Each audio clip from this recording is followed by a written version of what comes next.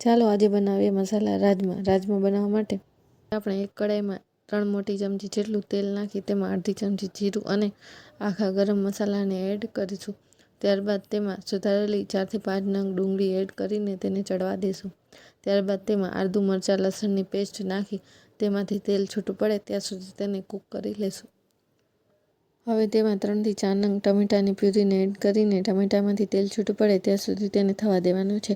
ત્યારબાદ તેમાં 1 ચમચી ધાણા જીરું, 2 ચમચી કાશ્મીરી લાલ મરચું અને થોડી હળદર નાખી આ મસાલામાંથી તેલ છૂટું પડે ત્યાં સુધી તેને કૂક કરવાનું છે। હવે તેમાં બાફેલા રાજમાને એડ કરીને અડધો કપ જેટલું પાણી નાખી 4 થી 5 મિનિટ માટે કૂક થવા દેવાનું છે। 4 થી 5 મિનિટ બાદ તેમાં થોડી કસૂરી મેથી અને કોથમીર એડ કરીશું। હવે આ રાજમાને આપણે ચાવલ સાથે સર્વ કરીશું।